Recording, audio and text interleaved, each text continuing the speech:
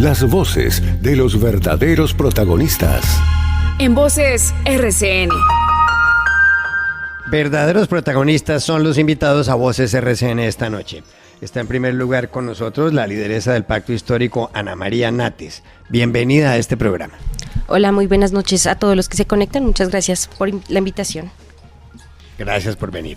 Juan Manuel Galán, director del Nuevo Liberalismo y ex senador de la República y ex precandidato presidencial, gracias por estar aquí también. Gracias por la invitación, Juan Carlos. Un saludo a todos los oyentes y a los compañeros de Voces RCN esta noche. Hernán Andrade, expresidente del Partido Conservador, bienvenido a este programa. A usted, Juan Carlos, a la audiencia, a la doctora Ana María, mi colega y amigo Juan Manuel, al senador Carlos Alberto, con todo respeto y todo cariño a toda la audiencia, un saludo muy especial. Gracias. Y Carlos Alberto Benavides, senador de la República, bienvenido a esta mesa. Muchísimas gracias, un saludo a toda la audiencia de RCN Radio y a mis colegas de mesa. Muchas gracias.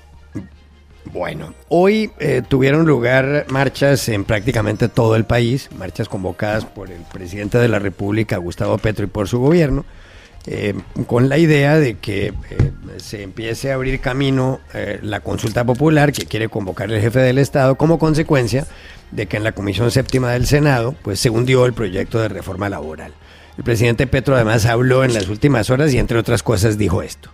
Donde cada senador debe recordar que no es más que un simple representante del pueblo y que debe obedecerlo, y que si no es así, si se cree tirano sobre el pueblo, si le da miedo el pueblo que representa, entonces el pueblo lo sacará del Congreso como tiene que ser. Y no estoy hablando carreta. Los que fuimos del M19 no aprendimos a hablar carreta. Bueno, ahí está lo que dijo el presidente de la República. Lo cierto del caso es que hay distintas estadísticas de cuánta gente salió a las calles. En Bogotá, por ejemplo, según decía Andrés Forero, el representante de la Cámara, hubo 32.000 personas en la Plaza de Bolívar.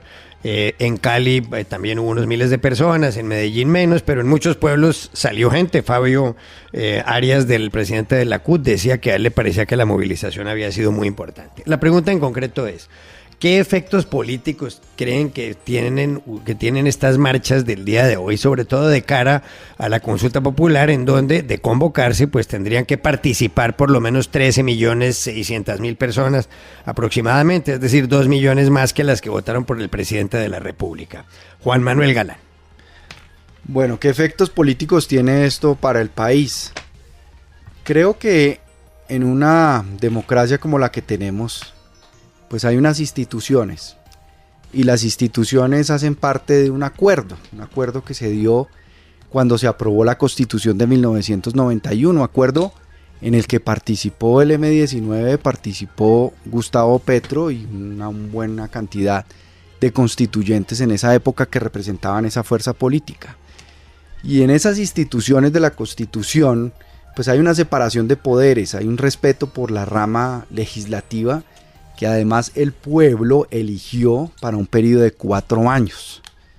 En esa elección no hay un condicionamiento de si ustedes no votan determinada reforma que el gobierno presente, entonces ustedes tienen que irse.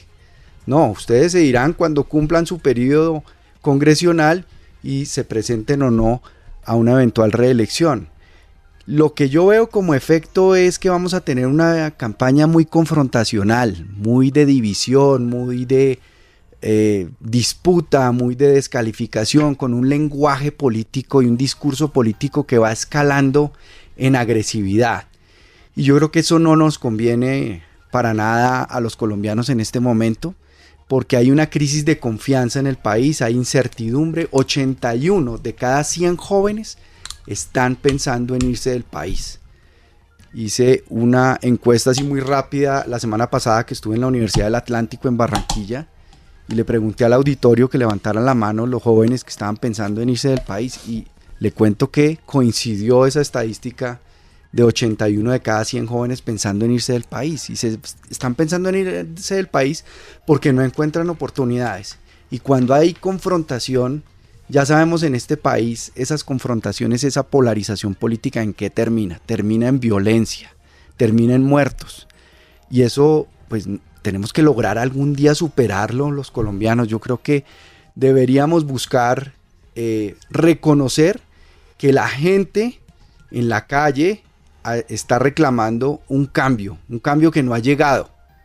Pero es que recordemos que este gobierno ya lleva varios años de gobierno y le ha interesado más hacer campaña, hacer calle, hacer balcón, que gobernar, que administrar, que gerenciar, que tener un equipo de gobierno estable, que inspire confianza, que inspire credibilidad.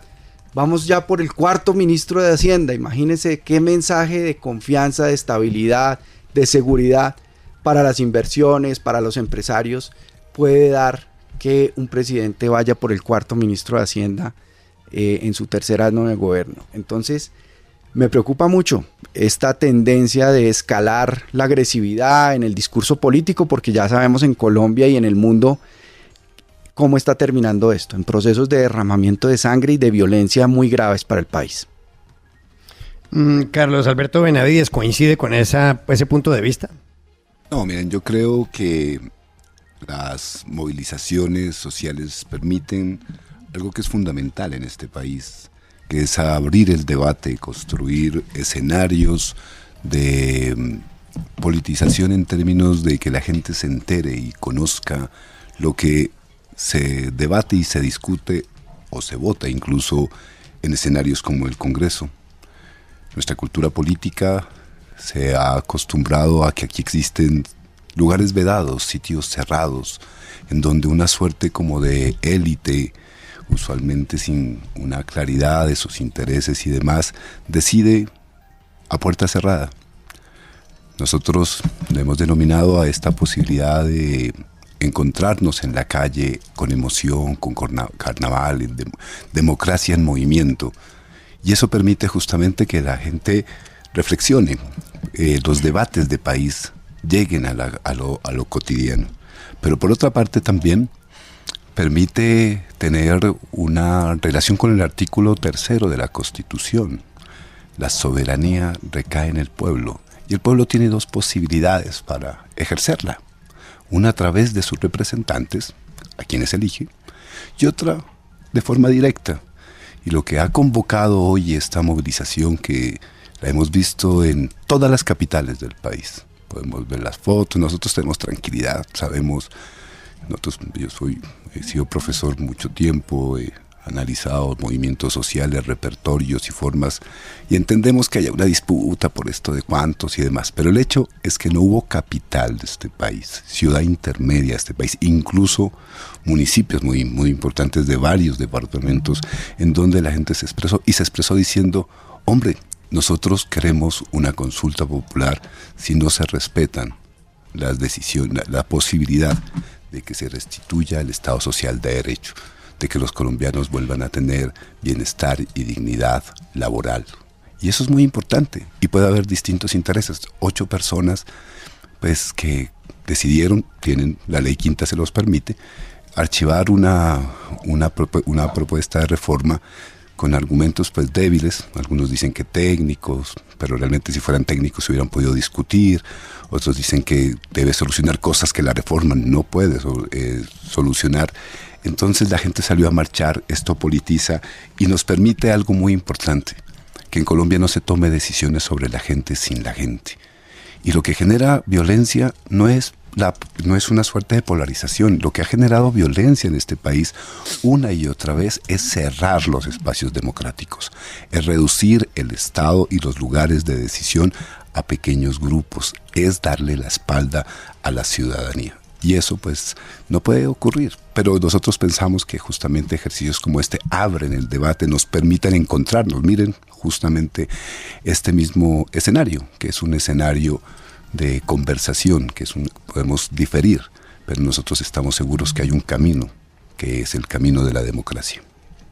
Sí. Hernán Andrade, ¿cuál es su opinión? Juan Carlos, por supuesto que efectos políticos tiene. Comenzando que comienza la campaña del 2026, que es el tema de fondo. El presidente Petro es especialista en liderar y no gobernar.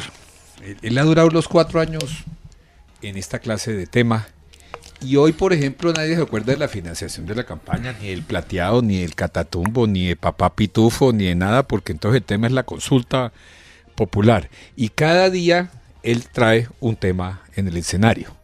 No ha gobernado. Yo le abono temas, por supuesto. Tomar la decisión de eliminar el subsidio de la gasolina. Lo hizo Petro y habrá que reconocerlo el resto de la vida. Yo creo que el principal tema de fondo es que estas consultas populares no son para ello. Las consultas populares sí son democracia participativa, pero hay norma expresa en la ley estatutaria que no es para repetir articulado, es para temas específicos. Y tal como le invoca el presidente Petro, y la invoca el pacto histórico, y la invoca el sector que está gobernando, pues ahí coincido con Juan Manuel, es un ataque directo a la separación de poderes. Es que ¿cómo así me pareció acertado cuando Lorena Ríos enumeró el número de proyectos que ella ha apoyado al gobierno nacional? Entonces es buena Lorena Ríos Colombia Justa cuando aprueba lo del campesino, la jurisdicción agraria, y es mala cuando no aprueba la reforma laboral.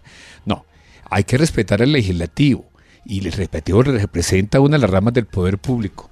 Esta consulta popular es abiertamente inconstitucional, porque pretende reemplazar el accionar del legislativo, y precisamente un senador del pacto histórico, siguiendo el trámite legislativo, presentó recurso de apelación, irá a plenaria, irá a otra comisión, y no es la primera vez que se cambia de comisión para discutir un tema, para que 8 senadores no aparezcan hundiendo una reforma, sino que sea el Congreso en su mayoría. Termino diciendo, lo más grave de hoy, senador Benavides, Juan Manuel y doctora Ana María, no es esta discusión de la reforma laboral técnica, si crea o no crea empleo, y es una discusión de fondo, en la cual el peligro de que se pierda empleo formal es muy grande en un país con una profunda informalidad laboral.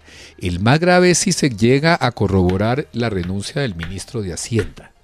Este es un país en crisis económica, y no me quiero desviar del tema, en crisis económica profunda.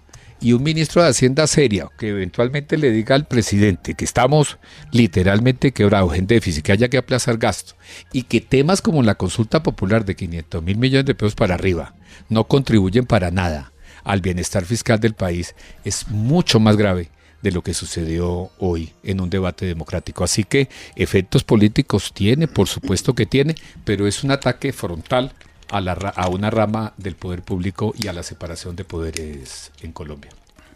Doctor Andrade, usted dice que en su opinión esta consulta popular es inconstitucional porque se pretende suplantar o reemplazar una actividad, la tarea o la función del Poder Legislativo. ¿Ha habido casos similares? Creo que nunca se ha invocado la consulta popular abierta, Juan Carlos. Hubo la consulta popular de iniciativa popular legislativa, que es el articulado en la consulta anticorrupción. Pero creo que el Congreso tiene una amplia gama de manejo constitucional. Un referendo del expresidente Álvaro Uribe pero iniciativa 14 legislativa, preguntas. Pero iniciativa legislativa, con trámite previo en el Congreso de Colombia, claro, con articulado. Acá se pretende es tema. mismo. Y entonces ahí hay una diferencia de fondo, Juan Carlos. Vamos a hacer lo mismo. No, acá no es articulado. Acá es consulta, es que es muy diferente, Carlos Alberto, con todo el cariño, senador Benavides. Esta es preguntarle sobre un tema, y los temas específicos, pues si usted pregunta si merece la dignificación laboral los trabajadores de Colombia, pues por supuesto, es un tema. La consulta popular está para temas nacionales, y lo dice una norma específica de la ley estatutaria, no para reemplazar articulado. Así que la discusión de fondo, y va a pasar por el Senado esta discusión constitucional y terminará llegando a la Corte Constitucional. Y es la primera vez, Juan Carlos, que yo recuerde en mi larga carrera política, Juan Manuel, mucho mayor que la suya, es que nunca ha habido consulta. Mucho más larga, sí. Sí, pero no tanto, tampoco tan sardino. Entonces bueno, la primera vez que se pretende suplantar la función legislativa vía un discurso y una consulta popular. Pero, estimado, ¿no será que te estás adelantando un poquito? Porque las preguntas todavía no las hemos pasado. Entonces, usted que las está elaborando no puede dar una... No, hay un equipo, obviamente, de ejecutivo. Pero quiero dejar. Esperamos, claro que lo esperamos. Ya. Bueno, óiganme, Ana María Nates, ¿qué efectos políticos tiene la jornada de hoy? Bueno, definitivamente se confirma que el gobierno nacional tiene un respaldo fuerte de la organización social, del pueblo en su conjunto, que hoy salió nuevamente a decir que este gobierno lo construimos y lo ganamos no porque un capricho, no porque no sabíamos lo que queríamos, porque respaldamos un plan de gobierno que dice cómo queremos un país y cómo queremos mejorar las condiciones de vida, laborales, de salud de la gente del común, de las y los estudiantes en las universidades públicas, que sí que han tenido inversión de este gobierno, aún más de lo que hoy exige la ley 30 y un proyecto de ley que también estamos intentando que avance. Entonces, cuando se dice es un gobierno que no sabe administrar y que no ha avanzado nada, pues es que tenemos un montón de temas rezagados porque tenemos un montón de cosas por hacer. Encima nos dejaron la olla bien pelada, entonces estamos endeudados, tenemos un montón de deuda a la DIAN. De hecho, este año, en febrero, todavía el 52% de contribuyentes no habían pagado lo que le deben al Estado y encima tenían acuerdos de pago y los siguen incumpliendo. Entonces, por supuesto que hay un déficit fiscal bien importante que este gobierno ha tenido que administrar porque tenemos problemas que hemos heredado de gobiernos pasados que definitivamente sí que administraron mal el país. Lo administraron tan mal que nos llevaron a un estallido social que permitió que se visibilizaran los problemas que teníamos, tanto los jóvenes como todos los sectores sociales del país. Entonces, el efecto político, creo yo, más importante es resaltar y destacar que nuevamente la movilización se está tomando en las calles, como lo ha hecho, que este gobierno no ha permitido que haya un solo muerto en las movilizaciones, un solo desaparecido, y creo que eso es fundamental porque muestra el cambio que ha tenido el país. Y claro, puede que no estemos de acuerdo con las reformas del gobierno, por supuesto, es una democracia y todo el mundo puede decir lo que quiera y plantear sus discusiones, de eso se trata la democracia, pero nadie puede negar que este gobierno no ha permitido que ningún joven pierda un ojo ni sea lastimado dentro de las movilizaciones en las que estamos diciendo que queremos que se permita la implementación de un plan de gobierno por el que votamos. Queremos que haya una reforma laboral, claro, porque es que los jóvenes hoy están buscando salir del país porque aquí no encontramos las opciones laborales para quedarnos. ¿O qué opción tenemos cuando nos gastamos un montón de tiempo en la universidad pública intentando sacar adelante un trabajo de grado y un proyecto de vida para nosotros, para nuestra familia, o cuando nos toca endeudarnos con el ICETEX y salir a buscar trabajo y lo único que nos encontramos son contratos de prestación de servicios, que lo que hacen es precarizar nuestra función, aun cuando trabajemos 3, 4, 5 años en la misma empresa o en la misma entidad, no tenemos la garantía de tener unas vacaciones. Incluso a muchos jóvenes hoy estaban movilizándose porque todavía no tienen contrato o porque les está tocando trabajar un mes gratis en las alcaldías locales o en una cantidad de entidades del Estado donde hoy estamos precarizados e intentando trabajar. Entonces, por supuesto que esto es un panorama difícil para los jóvenes, por eso necesitamos una reforma laboral y creo que el derecho que tienen en efecto los senadores a decir no estamos de acuerdo es parte de lo que el país necesita escuchar. Necesitamos dar una discusión argumentada sobre entonces hacia dónde van las reformas que este gobierno está proponiendo, que hemos trabajado estos 3 años en impulsar desde cada uno de los ministerios, de convocar a muchos sectores, porque esta reforma tuvo discusión con el sector empresarial, con los estudiantes del SENA, con todos los sectores, y la respuesta no puede ser no discutamos, porque en la ponencia de archivo hay un montón de argumentos y yo celebro que todos los partidos políticos tengan propuestas, pero ¿por qué no las discutimos? ¿Por qué no hacemos proposiciones e intentamos mejorar esta reforma que no es para Petro? Claro, la impulsamos nosotros porque es el gobierno y nos toca hacerlo, pero ¿por qué no discutimos esas proposiciones que tenían y esas mejoras? Lo que el gobierno, lo que la gente hoy salió a pedir es mejoremos el sistema laboral y creo que todos estamos de acuerdo en que hay que mejorarlo porque hoy las condiciones no son las mejores ni para los jóvenes ni para los que se quieren pensionar. Bien, Alejandro Villegas. Oye, es que quiero preguntarles de una declaración que nos dio aquí en Voces RCN Fabio Arias, el presidente de la CUT, que ha sido el operador político, por lo menos en las bases sindicales y en el movimiento social del gobierno nacional. Y nos decía que él ve las condiciones para que se pueda producir un nuevo estallido social que podía prácticamente detonarlo, lo que también se ve a la vista como sería el hundimiento de la reforma a la salud. Desde luego para todos, pues esto tiene un significado doloroso por lo que se vivió, por las muertes, por los heridos, por los desmanes. ¿Ustedes creen que sí están dadas esas condiciones para que en el país, a partir de lo que vimos en las movilizaciones de hoy, senador, se pueda dar una situación política como la que vimos hace un par de años? No, yo creo que nosotros estamos viviendo un proceso de transición democrática muy interesante. Este país ha logrado, después de décadas, algunos analistas incluso pueden hablar de 2 siglos, de una suerte como de republicanismo señorial y de formas de limitación en términos de régimen político, a abrirse de distintas maneras. Yo no solo estoy pensando en lo que está ocurriendo con el presidente Petro y el gobierno nacional. Lo estamos viendo a niveles de las ciudades, las dinámicas políticas y demás. Y lo que estamos viendo justamente, miren, esto es muy interesante. Este gobierno ha tenido varios paros. Ninguno ha durado más de 10 días. Todos han tenido procesos de negociación interesante y seguimientos. La oposición, tanto la derecha, como le dicen así usualmente, esos términos usualmente son un poco difíciles, se ha movilizado varias veces, como lo ha hecho hoy el pueblo colombiano, para defender las reformas, y eso ha generado debate y demás. Entonces lo que yo veo es más bien un proceso de alza democrática que un proceso de polarización en términos de que se genere una suerte de ruptura institucional. Aquí hay varios desaciertos en ese sentido. Por ejemplo, se habla de crisis económica frente a las dificultades fiscales. Y lo que nosotros hemos vivido es un crecimiento económico muy interesante, 1.7 hace un año, 2.6 ahora, y estamos, digamos, en una situación interesante en medio de una crisis global y demás. Sí existe una violencia de la codicia, sí existe una violencia que va en América, desde la ciudad del Rosario, Argentina, hasta Tijuana, que pasa por una serie de economías ilegales, rentistas, la mayoría de ellas, y obviamente esa nos atraviesa a nosotros. Pero yo sí creo que estamos viviendo un acontecimiento muy interesante que se inició en movilizaciones estudiantiles, que se inició en movilizaciones campesinas, que se inició en movilizaciones por la paz, que justamente en el estallido social hubo una voz potente en el 2019 y 2021 diciendo, hombre, interrumpamos la violencia política, no más modelo neoliberal, y logremos un acuerdo nacional para que el bienestar y la dignidad en Colombia sean formas de buena vida, porque en últimas, ¿por qué salió hoy la gente? Porque eso es el reclamo de la gente profundo, de las mayorías que llenaron hoy plazas. Hombre, la posibilidad de tener buena vida.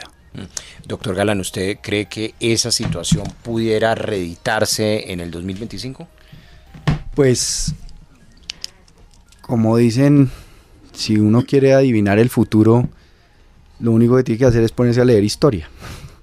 Porque en la historia están todas las claves de lo que va a pasar más adelante. Y lo que nos muestra la historia es que el mundo está en una coyuntura, y Colombia no es ajena a eso, a una coyuntura muy parecida a la que vivió el mundo entre la Primera y la Segunda Guerra Mundial. Estábamos saliendo de una pandemia, la gripa española, que mató más de 100 millones de personas en aquella época. Entramos en una crisis inflacionaria, había una gran insatisfacción de la gente con la democracia como sistema que respondía a las necesidades de la gente. Empezaron a surgir y ascender liderazgos totalitarios, autoritarios, no solamente en el fascismo con Mussolini en Italia y Hitler en Alemania, sino también la Unión Soviética con Stalin y toda esa drama y esa tragedia de los millones de muertos que ese régimen le costó en las diversas épocas. Y luego terminamos en la Segunda Guerra Mundial. Entonces, lo que uno ve es un escalamiento de el discurso político en agresividad, especialmente pues si uno se mete a las redes sociales, obviamente eso es evidente, pero esa animosidad que va creciendo, esa división, esa confrontación, pues realmente lo que puede terminar es en un proceso violento muy grave para el país. Ya lo estamos viviendo, es decir, lo que está pasando, pues que estamos hablando aquí de la consulta, porque pues el gobierno lanza muchos distractores todo el tiempo para que no hablemos de muchos temas muy complejos como el Catatumbo, que es un episodio violento terrible en donde el ELN sacó a la gente de sus casas para asesinarla, donde está demostrado que la Guardia Nacional venezolana está actuando en alianza con el ELN para combatir a las disidencias de las FARC y unificar el control del narcotráfico en el Catatumbo, que es la segunda zona exportadora del mundo más grande de clorhidrato de cocaína. Está pasando en el Chocó también, con el ELN, con el Clan del Golfo. Está pasando en el norte del Cauca. Está pasando en las postrimerías de Cali, en Jamundí, en Florida, en Pradera. Está pasando en Nariño, en el Pacífico nariñense, en el Pacífico caucano. Está pasando en Bolívar. Entonces tenemos un deterioro flagrante, evidente de la seguridad territorial, del control territorial por parte del gobierno, del Estado, que ese es el problema que nos debería estar preocupando en este momento, porque es el problema más urgente para resolver. Sí. Bueno, vamos a una pausa y continuamos con este tema. Ojalá, senador Galán, no lleguemos a la Tercera Guerra Mundial, porque de esa no salimos vivos en ninguna parte del planeta, y además porque después de en la Segunda Guerra vivían Franklin Roosevelt y Winston Churchill, y creo que los líderes políticos de la actualidad, a ellos no les lamen la suela de los zapatos. 7 de la noche, 56 minutos. Continuamos. En Voces RCN. 8 de la noche, 6 minutos. Seguimos en Voces RCN con Ana María Nates, Juan Manuel Galán, Hernán Andrade y Carlos Alberto Benavides. Y tiene la palabra Alejandro Villegas. Sí, es que antes de ir al avance de noticias, les preguntábamos sobre la declaración que dio el doctor Fabio Arias, en el sentido de que podrían estar dadas las condiciones para que emerja en el país un nuevo estallido social. Doctora Ana María Nates, usted que además ha sido lideresa, o lo es, lideresa estudiantil, ¿cree que el país sí está pensando en un escenario como ese? Yo creo que el país está pensando en cambiar, en el cambio que ganamos en las elecciones del 2022, y estamos pensando en cómo avanzar hacia ese gobierno, o más bien ese país que necesitamos. Y yo creo que no hay que temerle a la democracia en su máxima expresión, no hay que temerle a que la gente se esté movilizando y diciendo en las calles lo que quiere que sus gobernantes hagan. No hay que temerle, y no es una ruptura de ninguna forma de todas las instituciones democráticas que tenemos, que la gente le pida a quienes eligieron para que fueran representantes y senadores, que les diga: vea, queremos una reforma laboral, vea, queremos una reforma, por ejemplo, queremos que la educación superior sea un derecho fundamental, y se los dijimos en las calles. ¿Y qué pasó en el Congreso? También frenaron esa reforma al sistema de educación, no únicamente superior, sino de media básica y el preescolar. Entonces yo creo que hay que quitarle el miedo a escuchar al constituyente primario. El estallido social que se vivió en el 2019, 20 y 21 fue producto de las condiciones tan complejas que la gente estaba viviendo, porque el paquetazo que nos iban a meter en el 2019, las condiciones de vida del 2020 en la pandemia y la respuesta del gobierno en el 2021 fue lo que generó y desató esa ola de movilización en las calles, que no fue violenta porque decidimos hacerlo, fue violenta porque el SMAT arremetió contra nosotros y teníamos miedo de salir a movilizarnos. A mí, mis papás tenían miedo de que yo saliera a movilizarme porque no sabíamos si íbamos a regresar o no. Hoy tenemos la posibilidad de decir: movilicémonos, y bienvenidas todas las movilizaciones de la oposición, porque también se han respetado y también se les ha escuchado. Entonces yo creo que no hay que tenerle miedo a la movilización, y por el contrario creo que hay que insistir en que la violencia tiene que ser superada, y que nuestro país ha vivido por décadas la violencia, y lo que hemos visto en los años recientes es que la guerra y la violencia no es la solución, no es la solución para nuestro país. Por estar discutiendo la guerra y dando la guerra en los territorios, es que no hemos dado las soluciones fundamentales que necesitamos superar esas condiciones que llevaron al conflicto. Necesitamos un mejor sistema de salud para que dejemos de engrosar los bolsillos de los privados, que además en estas últimas semanas hemos escuchado el escándalo de corrupción en la salud, y la plata, en vez de estar yendo a los municipios donde la gente necesita atención primaria, pues está quedando en los privados. Entonces yo creo que esto lo que es democracia en su máxima expresión. No hay que temerle al constituyente primario, y de ninguna manera la participación y la movilización tiene que llevar a la violencia. Oiga, doctora Andrade, ¿usted cree que sí puede estar el país pensándose en un escenario como ese? ¿O esto... No, la verdad yo no veo que estemos en esas condiciones. La vez pasada hubo unas condiciones excepcionales de pandemia y por supuesto un activismo político muy fuerte de quien estaba en la oposición, liderada por Gustavo Petro y sindicales. Ese estallido social tuvo un contubernio muy feo que no quiero hoy sacarlo a relucir. Así que no es porque las circunstancias sociales no sean delicadas, Ana María, y quiero verter esta cuñita, y discúlpenme, de puras vainas no ha salido hoy el tema de Uribe en la mesa, y no lo quiero introducir, porque no hay debate que no saquen a bailar a Uribe. Y ahora ya están terminando el gobierno. Ana María, es que llevan 3 años gobernando, y usted toca ICETES, y yo fui estudiante de ICETES, Pedro fue estudiante de ICETES, y 300.000 muchachos sin subsidio. Y entonces siempre el espejo... Pero matrícula cero en todas las universidades públicas. Pero eso no lo hizo el gobierno de Petro Jovenía. Y aumentamos el presupuesto en todas. Perdón, lo que quiero decirle es que sigue el mismo discurso, echando el cuento del 2002 del 2022 para atrás, y se les olvida que el pacto histórico está gobernando. Lleva 3 años. Yo celebro, Alberto, la cifra de 2.6 es una cifra aceptable, yo soy un hombre objetivo, aceptable en esta crisis económica, pero el roto fiscal, la situación, el déficit, ¿cómo van a decir que el tema de la salud?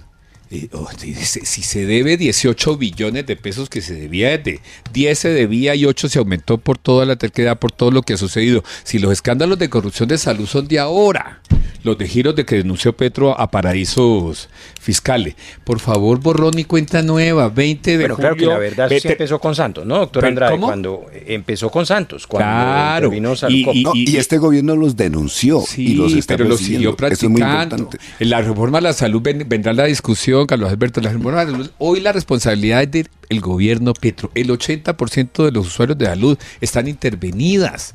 Ya no más cuento. Por eso necesitamos la reforma, claro. Pero ya no se necesita la reforma, ya se tomaron la salud. Y hay serias denuncias de que esas intervenidas EPS, quienes están manejando esas intervenciones nombradas por el gobierno, están pidiendo coimas para hacer pagos. Serias denuncias, no es que están cobrando por los giros, lo puedo afirmar. Entonces, ¿para qué siguen echando el cuento de que el 2022 para atrás y qué tal? ¿Sabe? Porque hay un tema de anualidad que es gravísimo, que no pueden pagar, que es un concepto de la Contraloría, una discusión técnica que tú la conoces. Pero por favor no nos receten más del 2022 para atrás. El gobierno del presidente Petro tiene que entregar unos resultados al país. Y yo celebro que esté gobernando la izquierda, que haya cambio democrático y que nos vayamos para elecciones. No celebro el lenguaje ni de Fabio Arias, hablando de estallido social, ni el lenguaje del presidente Petro. No, nada ganamos diciendo que los senadores votaron hoy por corrupción y por dinero. Lorena Ríos, Ana María Gudelo, todas esas niñas votaron hoy porque las compraron. Eso no resiste un análisis de nadie y es faltarle al respeto a un órgano de la democracia. Gobiernen. El único mensaje que queda, ahora no se llama gobierno, usted que es experto en esas políticas públicas, Juan Manuel, ahora se llama gobernanza, ¿no? Ahora el tema académico. Yo quiero terminar diciendo, utilicen los temas académicos y gobiernen, por favor, del presidente Petro, que ya se les acabó el gobierno y sigue repitiendo el mismo discurso. Y le pongo solo el ejemplo. ¿Quién puede perdonar que en este cuatrenio los muchachos de ICETES, que estudiamos con ICETES y la gente que estudió ICETES termine con alzas del porcentaje que va a terminar ICETES o que hoy le está llegando el recibo? Así como dicen las abuelas, eso no tiene perdón de Dios. Senador. Bueno, la gobernanza usualmente tiene que ver con las relaciones del poder popular local y las formas sociales, la gobernabilidad con la eficiencia de los gobiernos. Quería referirme a dos cosas inicialmente. Mire, el ejemplo del periodo de entreguerras que ha dado el doctor Galán es muy interesante, porque justamente lo que ocurrió con el fascismo en Italia y Alemania, el ascenso del fascismo, fue gracias a una serie de alianzas de sectores moderados para evitar justamente escuchar las voces que buscaban cambios sociales en ese momento, no de polarizaciones. Es muy interesante lo que ocurrió ahí, porque justamente el fermento fue detener el cambio social. Y para detener el cambio social, esas alianzas provocaron incluso que votaran la ley habilitante de Hitler en 1933. Es muy interesante, ¿no? Justamente porque hay que escuchar las voces de la gente, hay que escuchar la expresión de la gente. Pero sin ¿Y violencia, sin violencia? Y nosotros hemos sido... Porque el ascenso de Hitler fue violento desde el principio. Después de eso, no. Justo en 1900... fue violento. Ahí te falta un poquito de historia, yo lo entiendo. Justo a partir de 1933 fue violento, después de la ley habilitante. Mucho antes, en los años 20, la noche de los cristales rotos, fue antes de 1933 con la llegada a la Cancillería. Entonces, esos sectores moderados estaban en ese tipo. Yo conozco la historia. Ahora nosotros hemos gobernado. Me ha tocado estudiarla, 3 millones, también. 3 millones, más o menos. 3 millones de personas sin pobreza. Nosotros logramos reducir la pobreza monetaria 1.800.000 personas y la pobreza extrema 1.300.000. No es gobernar eso. Entregar más de 500.000 hectáreas no es gobernar eso. Lograr entregar un país donde 500 municipios están en manos del clan del Golfo. Ya te voy a decir eso y de dónde viene. Justamente tú que dices conocer la historia. Lograr haber establecido una política de transición energética que hoy se ve en La Guajira, que se ve en mi departamento, que está generando procesos, digamos, de transformación es muy importante. Ahora, la violencia de la codicia, que justamente tú mismo lo decías, tiene que un aparataje global, y aquí en Rosario, en Argentina, hace un año, justamente en estas fechas hace un año, Rosario, Argentina, estaba atrapada por dinámicas del narcotráfico como lo ha estado Tijuana y que tienen que ver con esas violencias de la codicia que no las podemos establecer en términos del gobierno en sí mismo. Si uno entiende la historia y entiende un poco la diferencia entre sistema, modo de producción y lo que está pasando en situaciones concretas en países como Colombia, puede diferenciar eso. Y obviamente aquí hay una situación alarmante de seguridad. Obviamente que tiene que ver con ese tipo de violencias, pero también hemos logrado construir, miren ustedes, y es que ahí ustedes, el Partido Conservador lo ha dicho desde las épocas de Alzate. Senador, ¿no será que usted ustedes a Colombia han construido ustedes un escenario? ¿Lo que pasa en el mundo? Sí, tal vez. Por eso digo que es importante defender sistema, modo. Es que está usted. Y nosotros hemos construido un escenario democrático por primera vez de movilización y hemos construido un escenario de debate. Llamar a una consulta, incluso siguiendo lo que la Corte Constitucional dijo en el 2009, es algo que permite no un choque entre el Ejecutivo y el Legislativo, sino generar alternativas de democracia. Es lo que le dimos al expresidente Uribe del estado de opinión, la misma cosa. No, para nada. Igualito. El presidente Uribe le gustaban los consejos. Entonces ahora se llama de otra forma, en esa época el estado de opinión. ¿Estás diciendo que la consulta popular es igual que el estado de opinión? ¡Wow!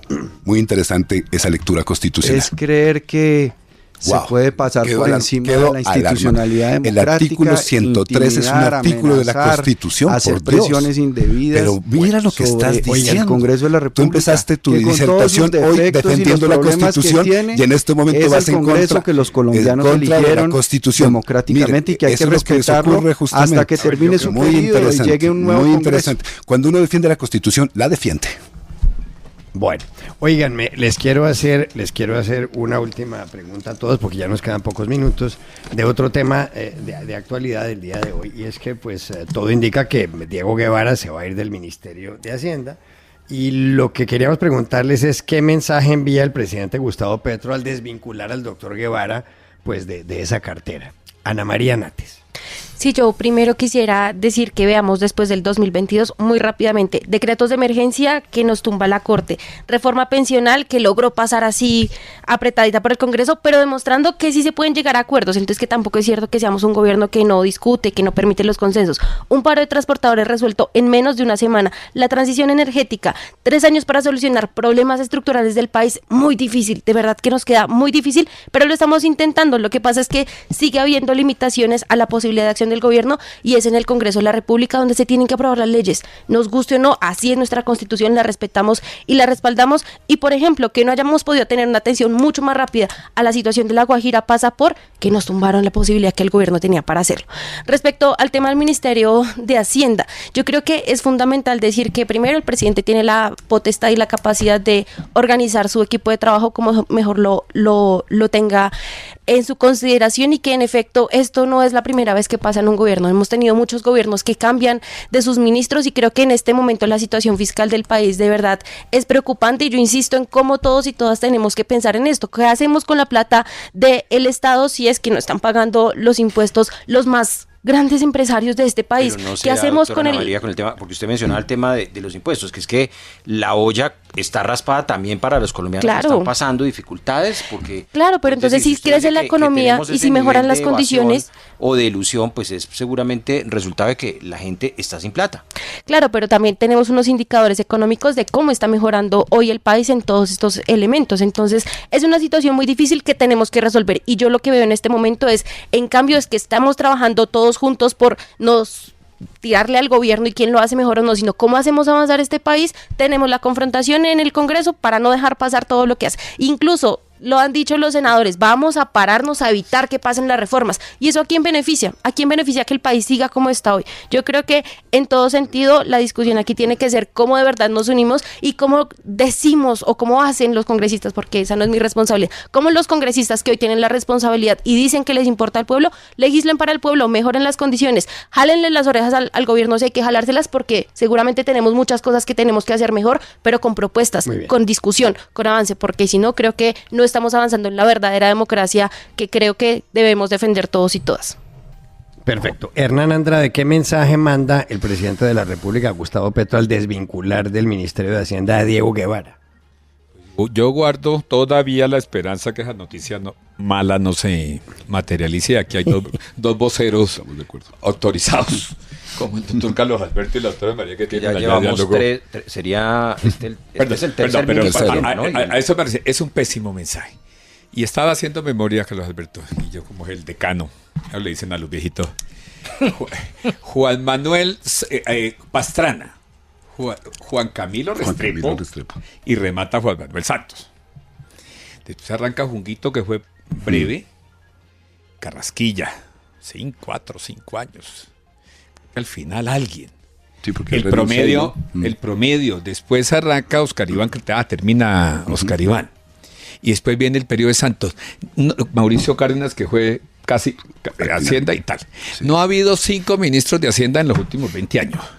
Y en el gobierno de Petro, pues rompe todos los récords. Y vamos para el 4. Si es que Dios quiera que no salga Diego Guevara. Porque la salida de Diego Guevara, que no lo conozco, lo he saludado una vez en mi vida. Es un académico, viene con José Antonio Ocampo, asciende, no es militante del pacto histórico, eso no es un deshonor, es un académico. Y resulta que sí es cierto, como todo el mundo lo sabe, Ana María, que no es que los riquitos no paguen los impuestos, es que está sobredimensionado, ya no se aprobó la reforma tributaria, ya se lo han dicho en todos los tonos, son entre 40 y 50 billones lo que tiene que recortar el gobierno. ¿Cómo va a eludir el gobierno una responsabilidad? Se acabó la caja desde octubre, Juan Manuel. No le pagan a los contratistas de Invías, al DPS, tienen a todos los contratistas quebrados porque no les pagan las obras recibidas, ejecutadas, y no por corrupción, ejecutadas. Quebraron a medio país por falta de caja, porque no hay caja en el gobierno nacional. Y ahora la solución es si un tipo serio, si se consolida, un tipo serio dice, aquí hay que aplazar unos gastos y unas inversiones, y la consecuencia de eso sea 500.000 millones de la consulta popular, nos vamos a ampliar el rojo, y sencillamente salgamos de este ministro de Hacienda. A mí me parece, sinceramente, que es pasar de ese promedio normal de 4 y 5 años de los ministros de Hacienda a que haya un ministro cada 6 meses o un ministro cada año en el gobierno del presidente Petro, es un síntoma y un mensaje de inestabilidad económica terrible. Entonces este es el cuarto, claro. Arranca José Antonio Ocampo, sigue Ricardo Bonilla, sigue... Pero en la alianza hay...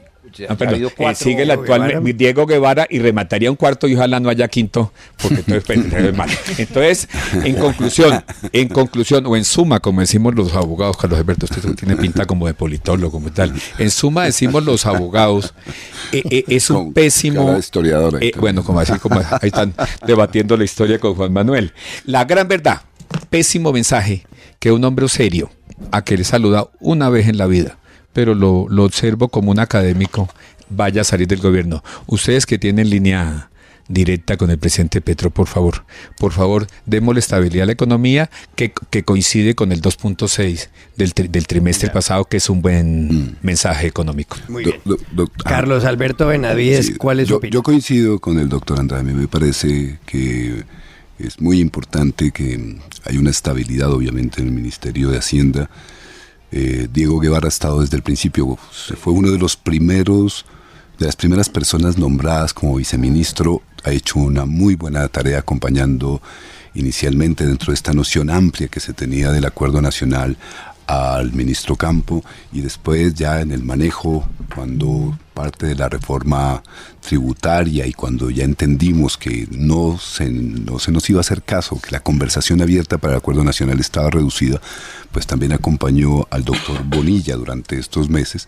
Entiendo que en su momento él había presentado también, quería después de 2 años de gobierno salir, y el ministro y el presidente le dio esta oportunidad de ser ministro cuando el ministro Bonilla renunció. Entonces yo esperaría, digamos, que no sea, todavía el gobierno no lo ha confirmado como tal, y me imagino que hay una serie de discusiones, pero hay un protagonismo que yo quiero destacar del ministro Diego, que es este. Él presentó un presupuesto, ayudó a presentar un presupuesto, que fue negado otra vez con milimetrías políticas, y después ya como ministro defendió la ley de financiamiento, que otra vez fue rechazada con milimetrías políticas. Mucho de lo que está ocurriendo ahí en términos de esta situación fiscal que tenemos tiene que ver con el no el no haber sido aprobada la ley de financiamiento.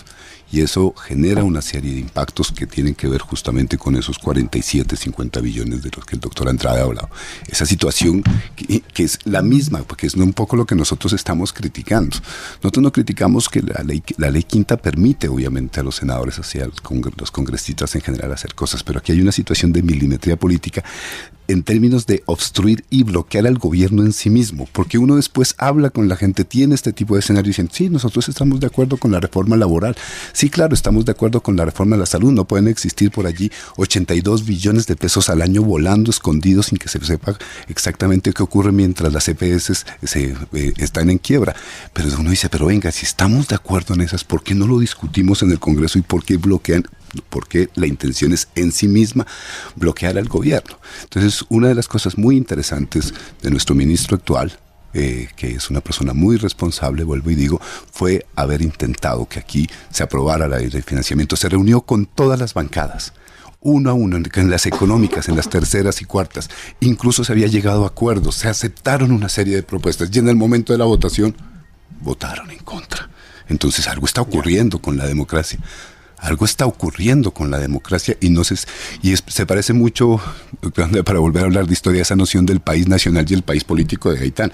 Un país político que está legislando en milimetría política de espaldas al país nacional que hoy se pronunció mayoritariamente en las calles de Colombia.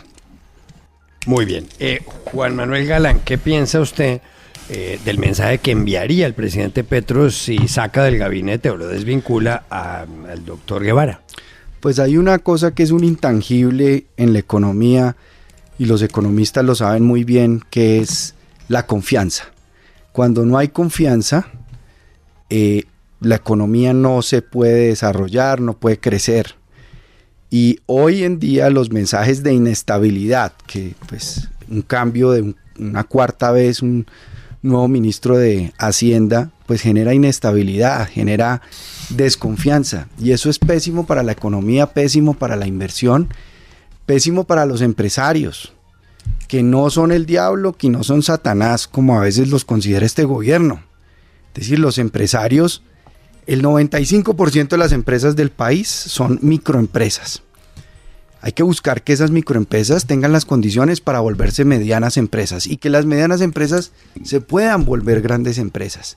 Una reforma laboral tiene que apostar, por ejemplo, a un problema sobre el cual nos deberíamos poner todos de acuerdo, que ese es el problema a atacar, que es la informalidad. 60%, 50% en promedio la informalidad en Colombia, gente que trabaja sin un trabajo formal. ¿Cómo encontramos un camino para esa formalización? ¿Cómo estimulamos la productividad? ¿Cómo dirigimos el foco a los sectores más afectados por el desempleo, por la falta de oportunidades para emprender, para crear una empresa, que son los jóvenes y las mujeres? Esos son los problemas que deberían ocuparnos, pero el mensaje de un cuarto ministro de Hacienda pues genera desconfianza, genera inestabilidad, genera incertidumbre para que llegue la inversión, y necesitamos que llegue la inversión al sector productivo y que haya emprendimiento y que haya crecimiento, no solamente económico, sino crecimiento del bienestar de la gente, porque de eso se trata.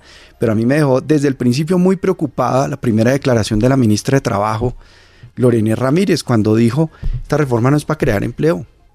Es una reforma laboral que no es para crear empleo. Entonces, ¿para qué puede ser una reforma laboral en tiempos de la revolución digital, las condiciones de los de la inteligencia artificial, de la computación cuántica, de la robótica, que va a transformar a fondo el sistema educativo y el sistema productivo y el sistema económico? Deberíamos pensar también cómo vamos a preparar el país para eso que se viene, que ya está aquí, es una realidad, que debemos mirar cómo los jóvenes acceden a una calidad de la educación y a un tipo de educación que les dé herramientas para enfrentar lo que será el mundo del trabajo completamente distinto y revolucionado por la inteligencia artificial y por la computación cuántica y los cambios que se están dando. Muy bien. Esa es la reforma educativa, estamos de acuerdo, doctor. Y deberíamos trabajar, porque eso va a afectar todo el sistema colombiano y el sistema laboral particularmente. Y eso venía en la ley estatutaria que también se cayó en el Congreso. Bueno, se nos acabó el tiempo. Gracias Ana María Nates por haber estado aquí, Juan Manuel Galán, Hernán Andrade y Carlos Alberto Benavides. Y a ustedes los espero pasado mañana. Mañana no hay programa en Voces RCN. 8 de la noche, 30 minutos.